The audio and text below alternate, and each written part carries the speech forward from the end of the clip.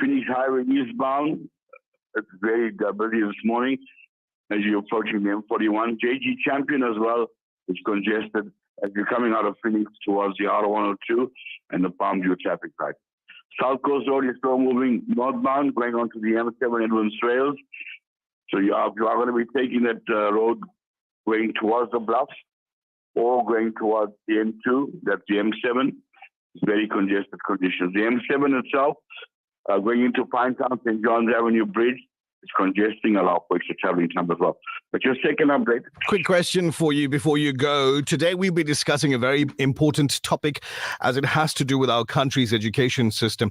The 30% pass mark stipulated for children has caused some stiff debate over the years. And I know we have educators here in the studio and listening in car as well.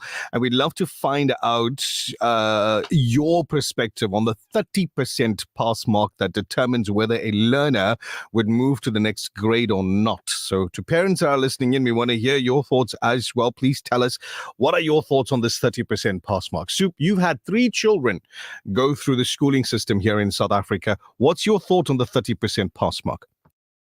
I have two thoughts when it comes to schooling. Mm-hmm. I'm very passionate about schooling, especially when it comes to children. The benchmark should be 50%. 50% should be the minimum. Minimum. That's when you bring good children out of school. Okay, and your second thought? Bring back corporal punishment. All right then. Thank you very much, Superintendent Raouf. We'll catch up with you but later on the show. Assalamu alaikum. Wa alaikum salam. So that's the discussion that we're having today, and it stems from a video that I watched just a few weeks ago. And this video went from me watching it at, I think it was 12 views or something like that, to now sitting at over, I'm going to assume, a collective 8 million views on this one. We'll talk about that with the doctor behind it after these quick messages. Courtesy of the Willow Tin Group, at the forefront of innovation, and one of the leading competitors in the South African FMCG market. There's nothing quite like the taste of a traditional family meal, and at the heart of every great dish is a key ingredient that brings it all together. That ingredient is Sunfoil pure sunflower cooking oil, made from only the finest sunflower seeds. It's a perfect way to enhance the taste of your family's favorite foods. Sunfoil cooking oil is more than just oil. It's the key to bring your family together over a delicious meal and making every bite taste better. Remember, the key ingredient to a great family meal is sunfoil. Tradition just tastes better. This Eid al-Adha, donate your Qurbani with Africa Muslims Agency. We ensure that your Qurbani feeds the poor, as well as creates sustainable incomes for local farmers, brings the practice of sacrifice to villages, and shares the spirit of Eid. Sponsor in South Africa for 2,950 Rand, Afghanistan for 4,500 Rand, Syrian and Palestinian refugees for 7,300 Rand, or in many other countries around the world. Donate online at africamuslimsagency.co.za and know that your Qurbani donation goes beyond borders and expectations to create a better world. MBC Parts has been a supplier of premium Mercedes parts for over 20 years, with staff that have the knowledge and expertise to provide you with the highest quality parts that are 50% cheaper than most Mercedes part suppliers, to keep your Mercedes purring smoothly and efficiently all year round. Visit us at 79 Sydney Road, Durban, or shop online at mbcparts.co.za. We will courier to your doorstep. T's and C's apply. The Breakfast Rush, brought to you courtesy of the Willow Tin Group, at the forefront of innovation, and one of the leading competitors in the South African FMCG market. Education activists have long called for the Department of Basic Education to increase the pass mark from 30 to 50% for all grades. Various organizations and education activists have been vocal about the controversial 30% pass rate to be scrapped, as they believe it affects the South African educational system. In terms of the National Senior Certificate pass mark, the Minister of Education, Angie Motshekga, addressed the debate, Mochecha said people need to be informed about the educational system and clarified that the 30% mark is a minimum requirement for a single subject and not an average pass mark for matric. But the question still remains, is the 30% pass mark there to lead students to failure? So, joining us this morning to delve into this controversial topic is Dr. Paul Charles, an influential figure at the intersection of academia and business development, achieved global acclaim with the 2023 Investor in People Award in Dubai for pioneering resilient learning, possessing a doctorate in psychology. His research on cognitive behavioral therapy principles have been instrumental in developing resilience models across diverse sectors. It's a pleasure and an honor to have him in studio. Dr. Paul Charles, a very good morning to you and welcome to the Breakfast Rush. Thank you. It's my pleasure to be here and I'm happy to be here. So before we get into the gist of the entire, interview, who is Paul Charles? I'm from Durban. I grew up in KwaZulu-Natal. And my story is nothing phenomenal in terms of, it's not extraordinary in the sense that I come from a rich family or a very prosperous background. I'm a family of 10 children, come from a family of 10 children. Yes. I was removed from my family when I was around 8 or 9 years old. I lived in the Lake Haven Children's Home, which is not far from the studio. Not at all. I lived in the Valley View Place of Safety and Detention, which was more detention than safety at that time, just down the road here.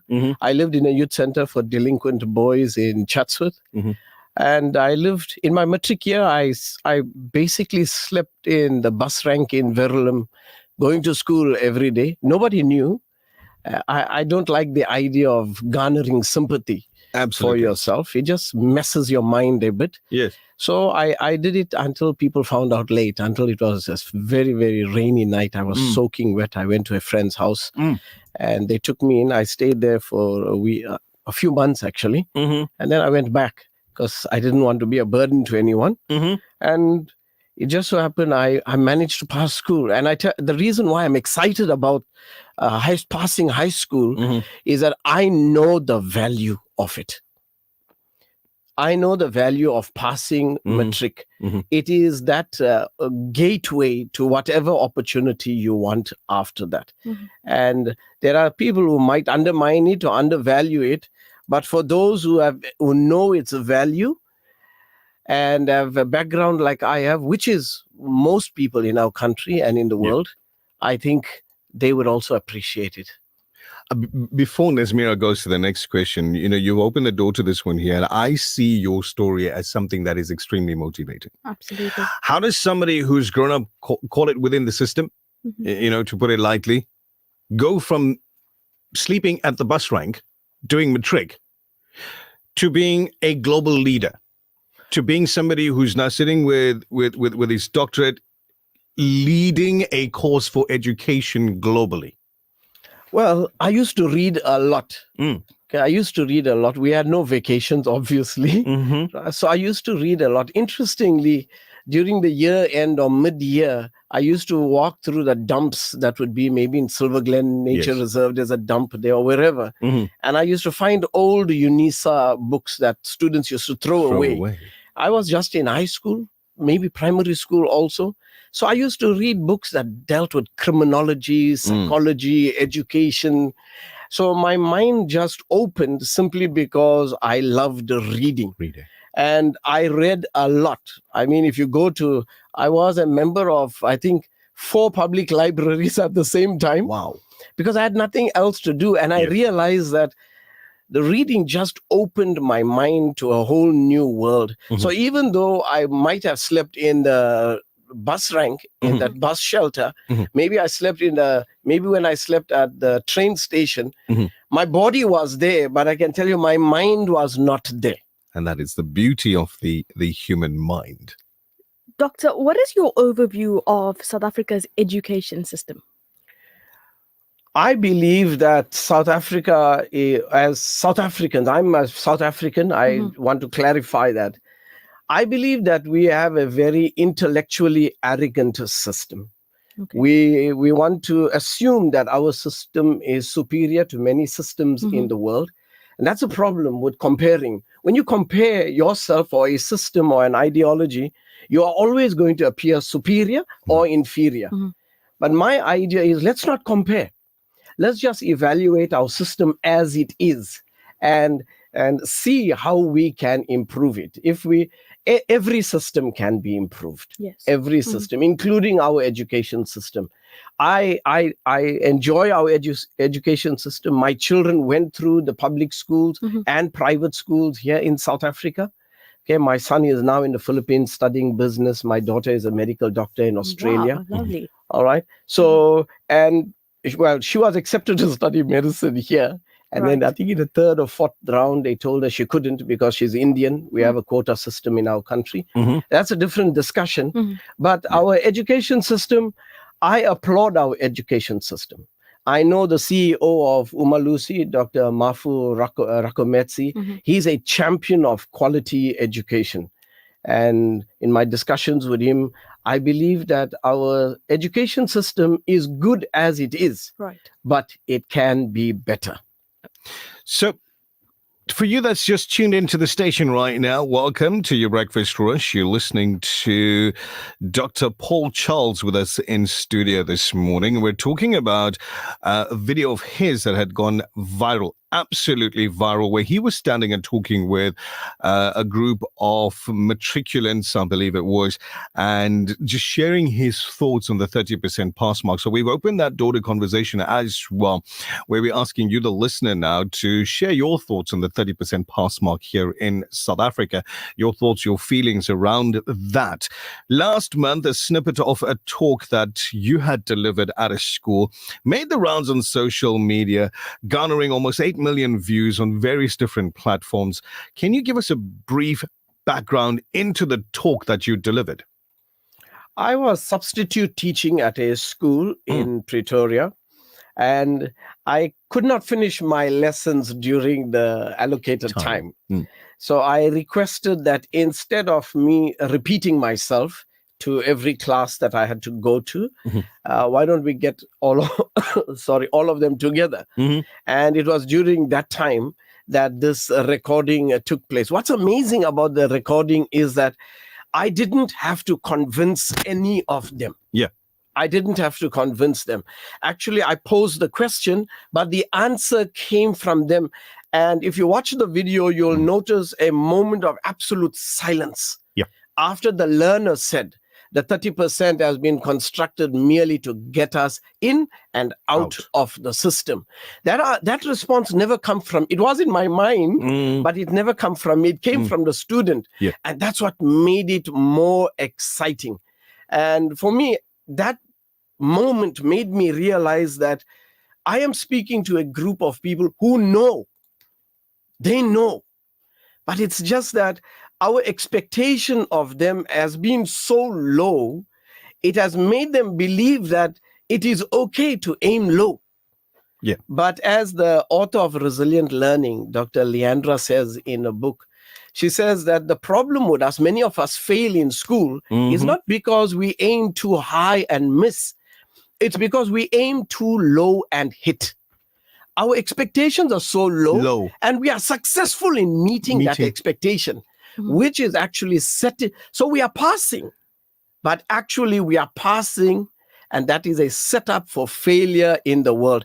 Just think about it. We have what? 20, how many alphabets how many letters in the alphabet? Generally speaking, 26. Generally. But imagine you take away the vowels of the alphabet, A, E, I, O, U, just 5 of them. You take it off and you think, it's just 5. But it is that 5 that makes everything else make sense. Absolutely. I flew here from Joburg last night. Can you imagine if the pilot was awesome in taking off, but he didn't know how to land the plane? We are in a problem. So our young people are actually in a problem if they settle for this 30%. My drive, my passion, the heat that is in me is I cannot do anything to change the 30%. And I don't want to divert attention to that.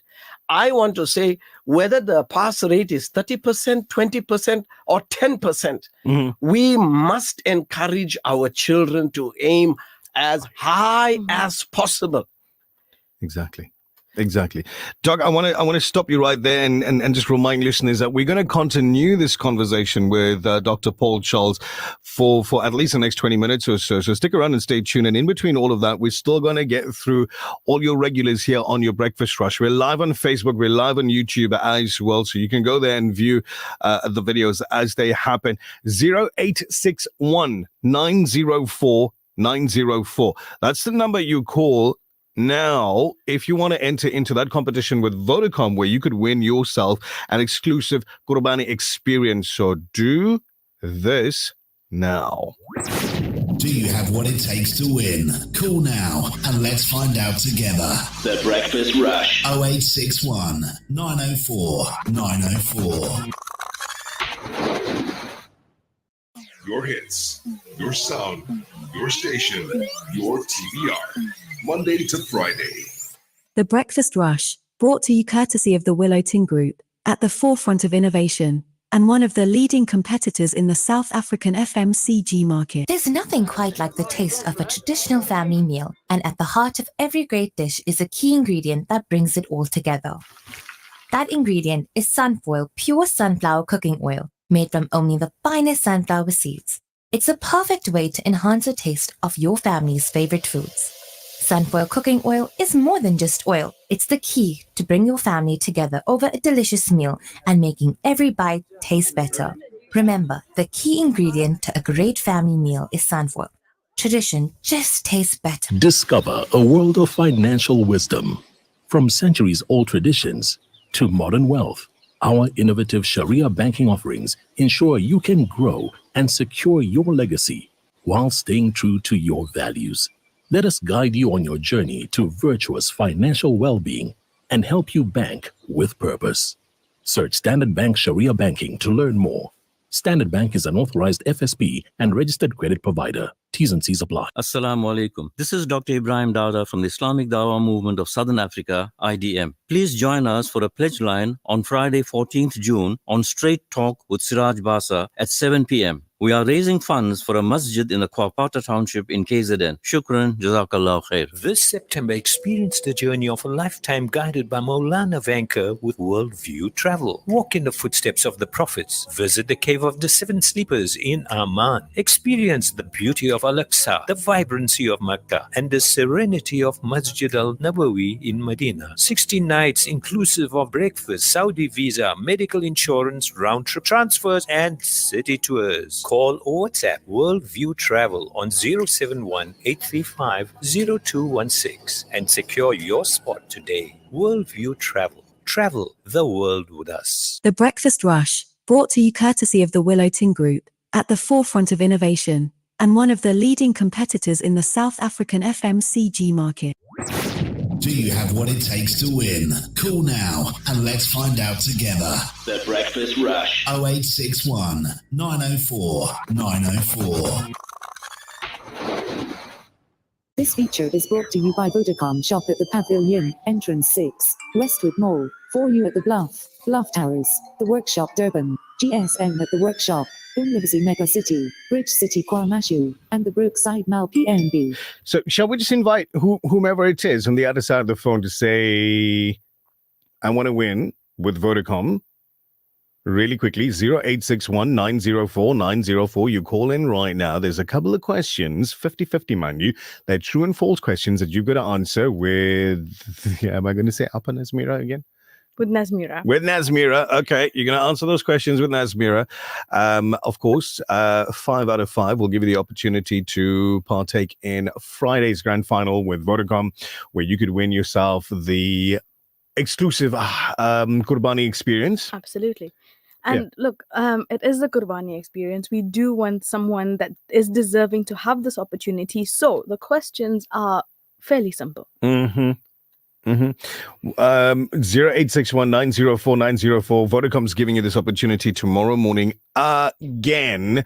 So we're looking forward to you being part of that or this experience tomorrow. I think we'll do more than one call tomorrow. Today's just the one where Zach's getting your details really quickly. And we've got to get to our headlining news in a moment as well.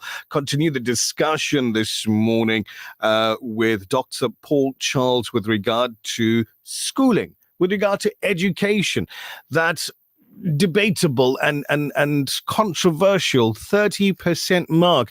Most parents would agree that not knowing 70% of your work is a horrible idea. And that's exactly what knowing only 30% means. Knowing only 30% means you don't know 70%. Anyway, we'll get back to this discussion in a short while. Muhammad Sheikh, assalamu alaikum, welcome. Walaikum salam wa barakatuh. Alhamdulillah. How are you? Alhamdulillah, shukr. Fantastic. Where are you from? I'm from Sherwood. Good to have you on the line. 5 questions, true or false. Let's find out if you get 5 out of 5. The stoning of shaitan symbolizes the rejection of temptation and evil. True or false? True. The stoning of shaitan is performed on 5 consecutive days. False. Malabis is the name for the particular clothing pilgrims wear for Hajj and Umrah. False. Sayyida Hajar, may Allah Azza wa Jal's peace be upon her, the beloved wife of Prophet Ibrahim alayhi salam, ran between Safa and Marwa 9 times. False. The day of Arafah is on the 9th of Dhul Hijjah. True. And what's the verdict here? There was 5 questions. Did he get 5 out of 5? Did he get 6 out of 5? Did 5 he get 30%? out of 5. 100%. You are a winner. All right, Muhammad Sheikh, what we're going to do is take your name, put it on a list. We'll call you back Friday morning, my brother. Well done to you. Jazakallah, shukr. Assalamu alaikum. This feature was brought to you by Vodacom. Shop at the Pavilion, Entrance 6, Westwood Mall, 4U at the Bluff Towers, The Workshop Durban, GSM at the Workshop, Umlibzi Mega City, Bridge City Kwaramashu, and the Brookside Mall PNB. The news headlines are brought to you by Karwa Financial Accounting Services, registered accounting and taxation practice, where client service and satisfaction is our main priority. The Breakfast Rush News Headlines. Making news at the bottom of the hour, former Free State Premier Ace Magashule has spent nearly 3 years fighting the state's asbestos scam case against him, allowing prosecutors enough time to successfully seek the extradition of the PA who allegedly links him to that corruption scheme. IFP President Velenkosini Hlabisa is tipped to take his seat as second deputy president in the west wing of the union buildings once the 7th administration takes shape under a government of national unity.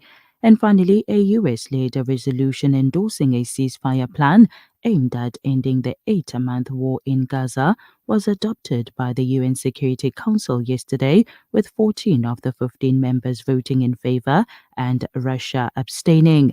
That's it for now. For Al Ansar News, I'm Tabila Juma. Thank you very much, Tabile. Headlines brought to you by these guys. The news headlines are brought to you by Karwa Financial Accounting Services, registered accounting and taxation practice, where client service and satisfaction is our main priority. Breakfast Rush Traffic. Assalamu alaikum, welcome back. Alaikum salam wa rahmatullahi wa barakatuh. Accident on the NC bound about the Hilton Avenue. The left-hand lane is closed. There is delays on the NC at the moment, so allow for traveling can't get through. M13 is still congested as you're going into Sherwood. As you go past Essex Terrace towards 40th Cutting, please allow for traveling can't get through. Southern Freeway coming into Durban, still backing up at Victoria and Bank off ramp. And the M4 Northern Freeway going towards the M41, also slow moving. M41 itself coming around the hairpin bend, still congested as well. Lots of trucks going into the Durban Harbour, so on Beeler Road, Bayhead Road, Maiden Wharf Road, South Coast Road, quite busy with trucks this morning. So just be careful in the assembly. That's the final update. Thank you very much, Superintendent Raouf. Take it easy. Be safe. We'll catch up with you soon. Assalamu alaikum. Wa alaikum salam. Message in from one of your classmates. Says to us, wow, listening to Paul Charles is just amazing. We were in the class of 1990 at Glenhaven Secondary. Yeah, that's right. I matriculated in 1990. So, can I just give the first name, no surname? Is that okay? I think that's perfect. Sajida sends through this message. Listening into, and I haven't used this term in ages, class boy. I haven't used that term. I just realized I haven't said that in ages. Listening to a class boy inside the radio. It's amazing. Thank you. Hey? Yeah. Connecting in such a manner. Absolutely. Abdullah says, or is asking a question, is it society not having winners and losers? Everyone should have a winner mindset. And then Khatija, Salam, there is no pass mark. Learners must be pushed from one grade to another as the department does not want to waste money on slow learners. If you fail a learner, the department adjusts the result to a pass. And I know that there's an age limit per those are progressed learners. Yes, progressed learners. So thank you very much, Khadija, for your input on that one there as well. We're in studio and in conversation with Dr. Paul Charles.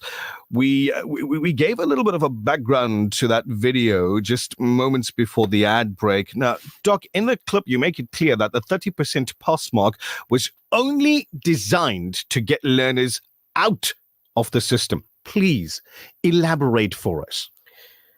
Many people will have different views on this, but we need to realize that this was designed by politicians. And the politicians are, their mindset, I don't know how they think, but in this sense, it's very clear that the idea behind the 30% was to get us out of the system as quick as possible.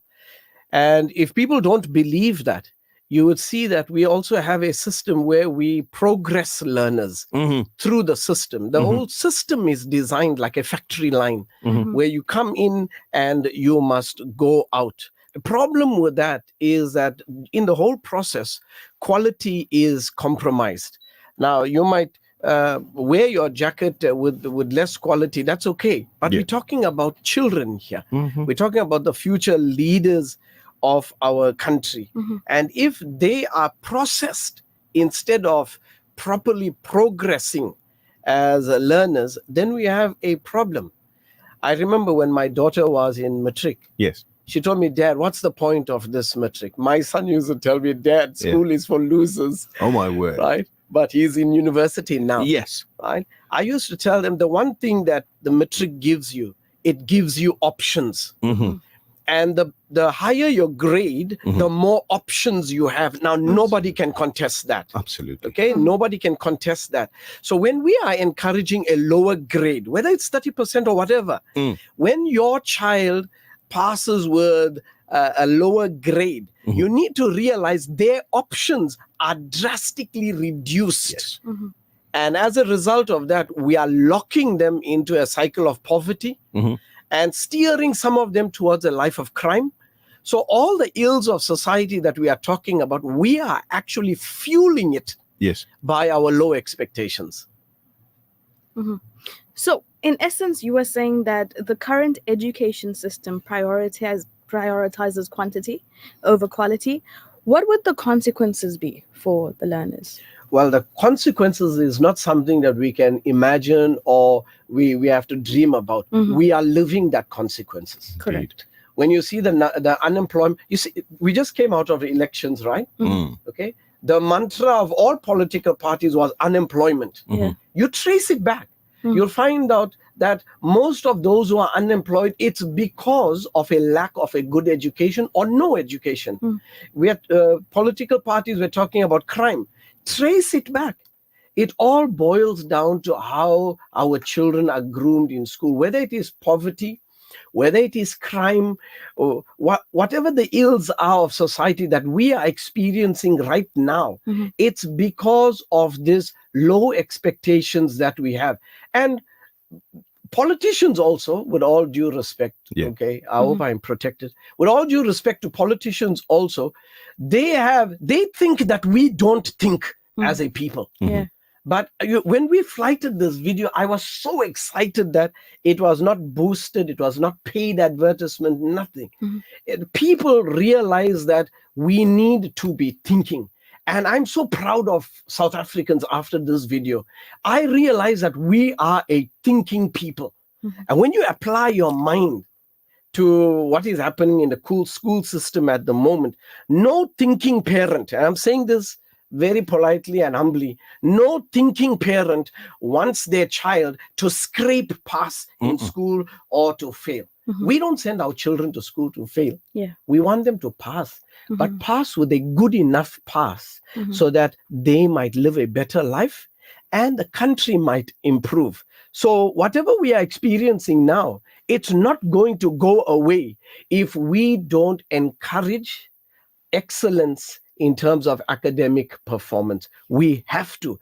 The onus is on us. You know, this change that everyone is talking about coming in the future, it's not coming to us. We are the change we have been hoping and praying for. Absolutely. You know, I want those words to sit in your mind for a second, whether you're in the car, whether you're in the kitchen, your lounge, if you're already in the office. We are the change. Let those words sit in your mind for a second and just grow some roots, maybe. Dr. Charles, in the clip, there is a part that speaks about how some educators are just tolerating disruptive learners as they know that sooner or later they will be out of the system. Do you believe teachers are adequately equipped to support students' long-term success? This is a very interesting question, and actually it's not left up to my opinion. My opinion on this does not matter. The Minister of Education issued a statement saying that our teachers, not all of them are qualified to teach. That is clear in South Africa. I'm not saying that the majority of them are not qualified to teach, but I'm saying that not all of them are qualified to teach. So you can imagine the quality of teaching them. All right? That's the first thing. The second thing is, I've been in the classroom.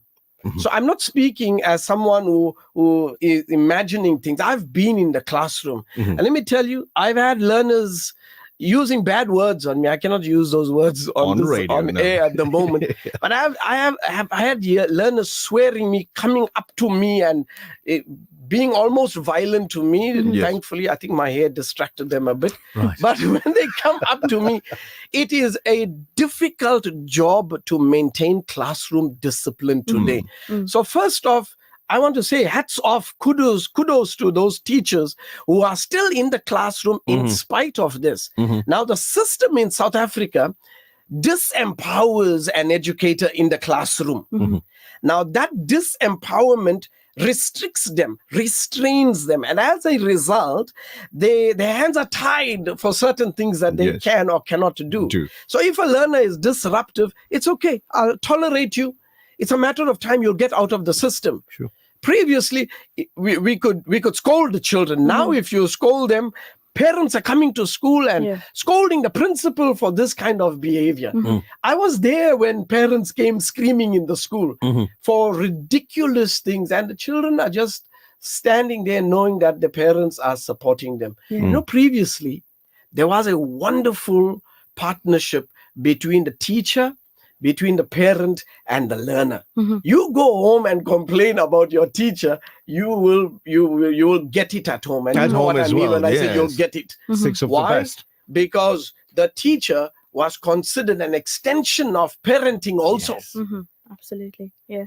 So this triangle is an important triangle to have in the education system: the parents, the learners, and the students. I call them equal partners in education. About the teachers, not all teachers are qualified. Let's not pretend that they are. Absolutely. All right. Let's not. Even the teaching assistants, I think over 700,000 of them in the country at the moment, they are not qualified to be teaching assistants.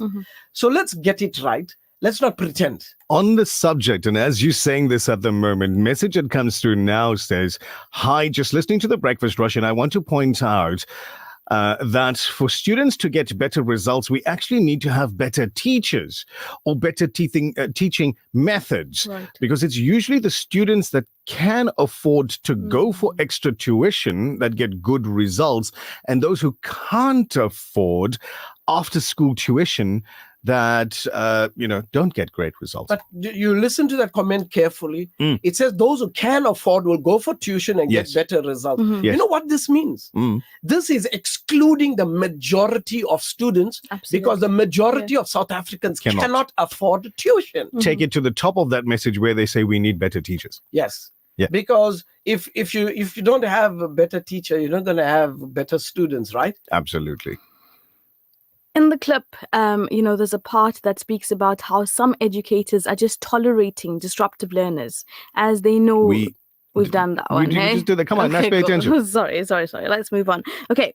As the learners are aware of the minimum percentage they have to meet, and you will get those that will strive just to achieve that 30% mark.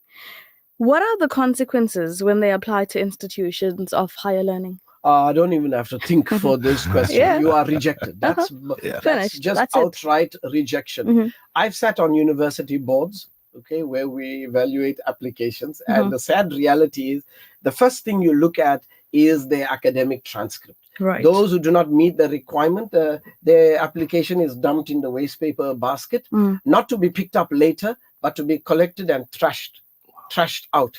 Why? Because you don't meet the minimum requirements. You see, in every enterprise, whether it is in education or work, there are certain prerequisites that must be met.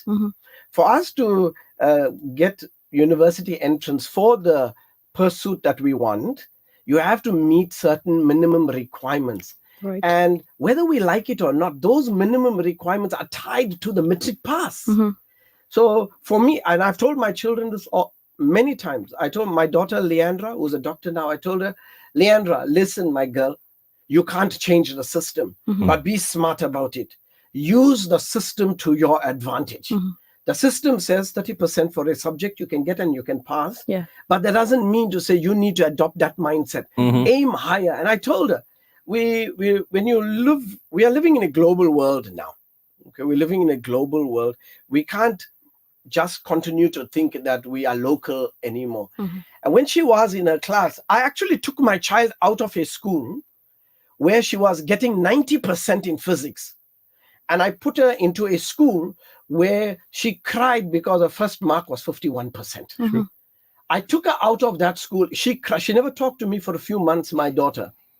I was in Baltimore, USA. I received a call and she was crying. She says, Dad, I got 51% in physics. And yet I was getting 90% in my other school. I said, baby, in your next test, get 52%. That's all I'm asking. For me, we need to encourage progress, not perfection. If you have a mindset that is geared towards progress, you know that you will be in a mode of constantly learning. And I told her, she was shocked because she thought I'm going to scold her. Yeah. This is my daughter this year. Okay, that 51% I think she got from my side, my part of the genes. But she did 52 and she graduated in matric with 6 distinctions. And she was accepted into medical school. And I told her, Leandra, don't think that the people you will continue to study with will be the same people in your classroom. You will continue, you will compete with Chinese, Japanese, Indians, you will compete with Americans in the world. At that time, she must have thought, dear, what are you talking about?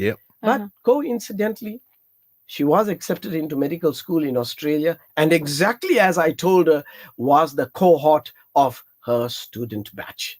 So we need to train our children with a global mindset, not just a local mindset. And it starts with us as parents. I gave up the idea of blaming the government. Government can be blamed for many things. But as parents, we cannot, we should not, we must not abdicate our responsibility because this is my child. It's not a government's child. This is my child. And I must do everything I can to help this child excel. Now, and one caller sent a comment about the tuition. Why must only rich children go for tuition and those who can afford it? What does that mean for poor people? Like when I was growing up, I never go for tuition in any way. And can you imagine the hundreds and thousands and millions of students who can't go for tuition? Absolutely. What's going to happen to them? Their options are reduced and their future is dismal.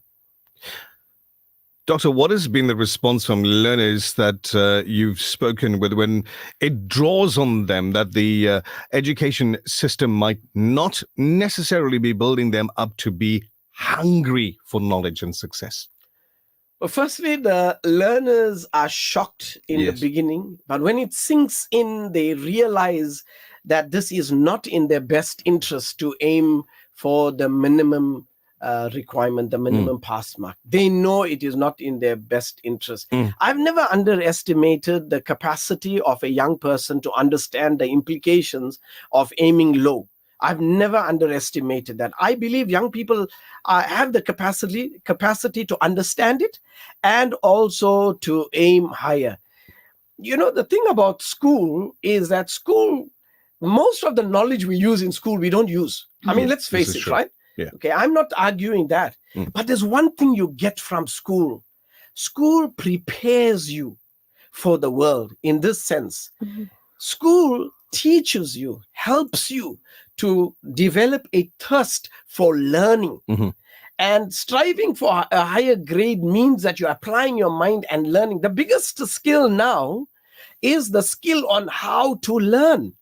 And school gives you that perfect opportunity to develop the skill on how to learn, so that when you leave school, because when you leave school, even after you get your degree, you still have to learn. I told him, hey, Matthew, listen here, my son, you will get your business degree, but when you come back here, you need to know something, that you still have to learn what I am going to teach you in order to do this business. So you have to be in a constant mode of learning, unlearning, and relearning. That triad is very important. And when we encourage a 30% pass mark for our children, we are telling them, you don't have to learn. But when I'm telling children, aim higher, I'm encouraging them to trigger that catalyst, that capacity to learn. Because once you have that mindset to constantly improve, aim higher, learn and grow, that attitude, that spirit taken into the real world outside school will make them successful. Contributors instead of mere recipients of help from society. I've lived my whole life holding my hand as a child, waiting for someone to help me you. because I was born in poverty. I can tell you now, I don't do that anymore, simply because I'm an educated person. And it's not because of my Doctor of Psychology degree or my master's degree in education. It's not because of my bachelor's degree in theology. It's because of my matric pass. I passed matric. And that opened a world of opportunity. I wish people would understand the that. concrete foundation that you need to lay for the rest of your existence is right there, grade 12. As your matric. When we talk about resilient learning, what do we mean? Resilient learning, if you take the word first, resilience means basically the capacity to bounce back, and not bounce back to your original state, but to a higher state and a better state. So when we coined the phrase resilient learning, it was to give the message that any learner can improve. Regardless of your previous performance, any learner can pass. Learning, of course, it's the idea for constant growth and improvement. So when we say resilient learning is a program that was designed by Leandra, Dr. Leandra, my daughter. I am the co-author of the program. And it's a program that has been designed to help learners excel in school. We invested about 24 million rands in this program, testing it in 8 countries.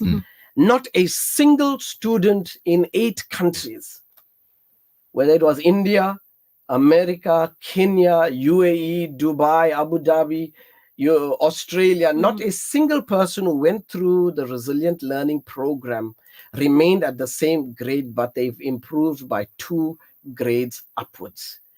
It's resilient learning is not a tuition program. It's a coaching program. Tuition will teach you your subject matter, that portion. But resilient learning focuses on developing the individual by activating the capacity to learn. Okay, and that capacity to learn, all of us have. It needs to be activated, and that's what the program does.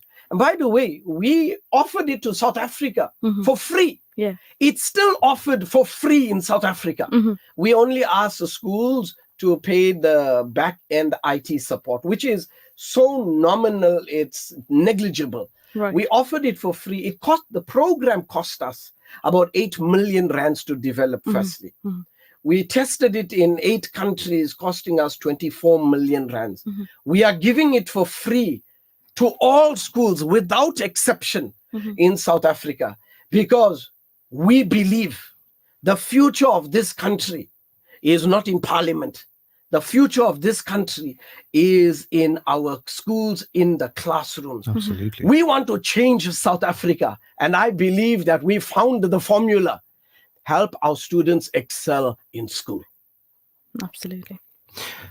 Doc, as we've got 2 minutes to go to our main news bulletin, really briefly, what are your words of wisdom to learners that are in the system at the moment? How should they approach their subjects?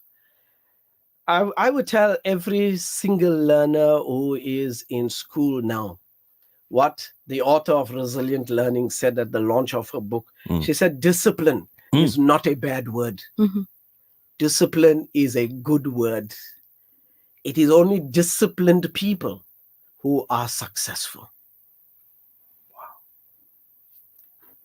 It's only disciplined people that are successful. Another gem for you to keep in your mind as we get through the day. As we end the program this morning, Doc, any closing statements from you? I'd like to say that it's not our intentions actually that determine our destination.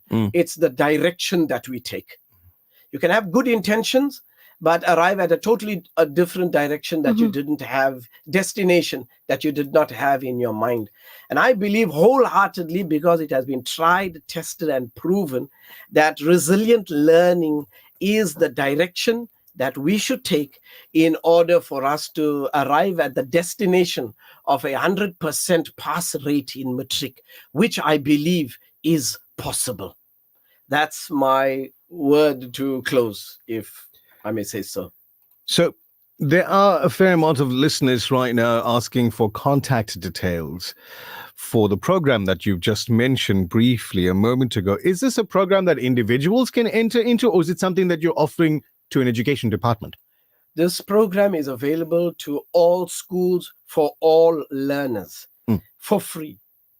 So you can go onto our website, resilientlearning.co.za, or you can send me a WhatsApp message. This is such a personal thing for me that I don't really give my business telephone number. I give my own personal telephone number because I want people to get in touch with me and hear it from me. Okay. My number is 071 471 0711 071 471 0711.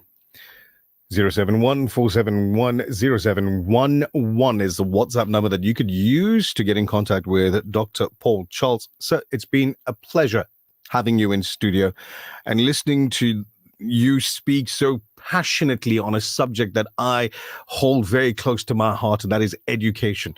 And most definitely, education is a journey that obviously starts when we're just tiny, but ends when our life ends, because education for me is a journey that is from cradle to grave. So thank you very much. It's been such a pleasure listening to you speak so passionately on the subject. Hasina's asking, where can I obtain the book? We have discontinued the book because we've designed it into an online coaching program, which is available for free to everyone. There you go. Resilientlearning.co.za. Ladies and gentlemen, you go there. thank you very much for making your time here today. I know that you flew in from Johannesburg just to speak to the Breakfast Rush, and coincidentally, he's meeting with some big business CEO later. Thank you, Ismail. It was Pleasure. my privilege to be here. Nazmira, some final words from you this morning? This was brilliant. For someone that is literally leaving this building in the next 5 minutes, going into a classroom, and then spending the next 6-7 hours in that classroom, and then from that classroom I go into a madrasa, which is another classroom. This is incredible, and I think it extends the classroom. Look, it's important for teachers, parents, anyone that is involved in the life of a child to have this information. But as South African citizens, this information that you have given us, I think, is brilliant and it's life-changing. And until then, be the best version of you. That's it for the Breakfast Rush for this morning. I do hope that you've enjoyed it. If you managed to catch it sort of halfway between, go to our YouTube page. The full video will be there, will be available shortly on our Facebook page as well. It's Radio Al Ansar, where you could view the entire interview, the entire discussion with Dr. Paul Charles this morning. And if you want to, remember, resilientlearning.co.za, you can find them on Facebook as well. They've got a huge presence out there. From me to you, do good. Be good. Till the next time.